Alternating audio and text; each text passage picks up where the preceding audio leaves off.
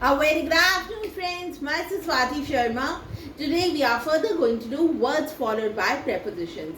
देखिए आज हम फर्दर कुछ वर्ड्स करेंगे जो जिनके पीछे preposition लगती है तो उसका मीनिंग बदल जाता है।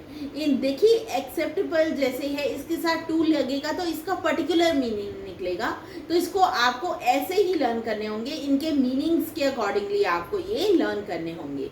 तो शुरू करते हैं। सबसे पहले बात करते हैं एक्सेप्टेबल टू की। देखिए एक्सेप्टेबल टू का मतलब क्या होता है? स्वीकार होना। देखिए आप कहना चाहते हैं कि ये बात आपको स्वीकार नहीं है तो आप क्या कहेंगे? This is not acceptable to me, मुझे ये स्वीकार नहीं है। और देखिए आपको क्या ध्यान में रखना है, टू किसके लिए लगेगा? टू लगेगा जिसकी आप बात करें, जिसको एक्सेप्टेबल है या नहीं है, उसके लिए आप क्या लगाएंगे? जैसे यहाँ पे टू के साथ अस लगा हुआ है तो हमें स्वीकार नहीं है तो क्या कहेंगे? अस लगा देंगे। These terms are not acceptable to us, those plans are not acceptable to me, वो प्लान्स जो हैं वो मुझे एक्सेप्टेबल नहीं है। तो इस तरह से एक्सेप्टेबल टू का मतलब क्या होता है? स्वीकार होना या स्वीकार ना होना। Next is accustom to. Accustom to का मतलब होता है आदी होना, किसी चीज की आदत होना। देखिए I am not accustom to taking coffee, मुझे कॉफी पीने की आदत नहीं है। तो देखिए अकस्टम्ड के साथ टू लगाएंगे तो उसके पीछे क्या लगेगा? जो चीज को लेकर आप अकस्टम्ड हैं या नहीं है। जैसे I am not accustomed to taking coffee, हमने टू किसके साथ लगाया? कॉफी के साथ, टेकिंग कॉफी के साथ, क्योंकि हम कहना चाहते थे कि इस चीज के प्रति आप अकस्टम्ड नहीं है। देखिए और देखिए I am not accustomed to taking tea, I am not accustomed to taking food. इस तरह से आप जिस चीज को लेकर अकस्टम्ड नहीं है, जिस चीज की आपको आदत नहीं है, आदि नहीं है या है, तो उसके लिए आप क्या लगाएंगे? Accustom to. Next is alight from. Alight from होता है बस से, कार से, ट्रेन से नीचे उतरना, बाहर निकलना उनमें से।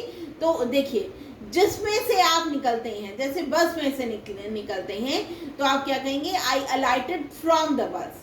ये सेंटेंस देखिए, दे अलाइटेड फ्रॉम द कार्ट, वो कार्ट से बाहर निकले तो क्या कहेंगे? दे अलाइटेड फ्रॉम द कार्ट। जिस चीज में से बाहर निकलेंगे उसके लिए आप क्या लगा देंगे? अलाइटेड from. Next is anxious about. देखिए एंशियस अबाउट होता है चिंतित होना, परेशान होना। देखिए जिस चीज के लिए आप परेशान हैं उसके लिए आप क्या लगा देंगे? अबाउट। जैसे ये सेंटेंस देखिए, the mother is anxious about her son, जो मदर है वो अपने सन के प्रति एंशियस है, चिंतित है। तो क्या लगा देंगे? अबाउट के बाद लगा देंगे जिसके बारे में आप चिंता कर रहे हैं। तो कैसे ही कहेंगे? The mother is anxious about her son, किसके बारे में चिंतित है? सन के बारे में चिंतित है, तो क्या लगेगा? Is anxious about her son. The father is anxious about her daughter, about his daughter. तो इस तरह से आप ये लगाएंगे। Next is apologize for. देखिए अपोलोजाइज फॉर का मतलब होता है क्षमा मांगना। जिस चीज के लिए आप क्षमा मांगते हैं उसके लिए आप क्या लगाएंगे? उसके लिए आप लगाएंगे फॉर। देखिए we had to apologize for our rudeness, हमें हमारी रूडनेस की वजह से अपोलोजाइज करना पड़ा, क्षमा मांगनी पड़ी। तो अपोलोजाइज क्या होता है? क्षमा मांगना। और जिस चीज के लिए आप क्षमा मांग रहे हैं उसके लिए आप लगाएंगे for our rudeness. We had to apologize for our behaviour, हमें अपने बिहेवियर की वजह से अपोलोजाइज करना पड़ा, क्षमा मांगनी पड़ी। Next is appeal to. देखिए अपील टू का मतलब क्या होता है?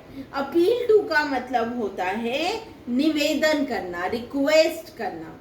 देखिए they appeal to us for help, उन्होंने हमें निवेदन किया, रिक्वेस्ट की फॉर हेल्प। Appeal to. देखिए आपको ध्यान में क्या रखना है? टू के बाद क्या लगेगा? जिससे आप निवेदन कर रहे हैं।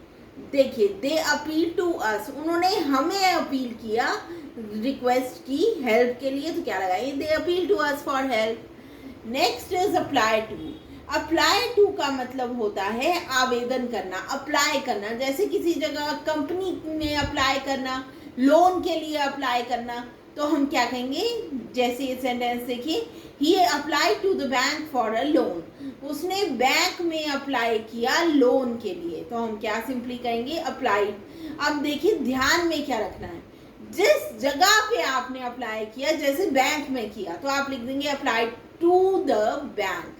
आपने कहीं और अप्लाई किया, पोस्ट ऑफिस में अप्लाई किया जॉब के लिए, she applied to the post office for a job. तो इस तरह से आप इसके सेंटेंसेस बनाएंगे। Next is appointed to. Appointed to का मतलब क्या होता है, देखिए अपॉइंटेड टू का मतलब होता है नियुक्त होना, किसी जगह पर नियुक्त हो जाना, लग जाना। She was appointed to the post, वो उसको पोस्ट पे अपॉइंट कर दिया गया।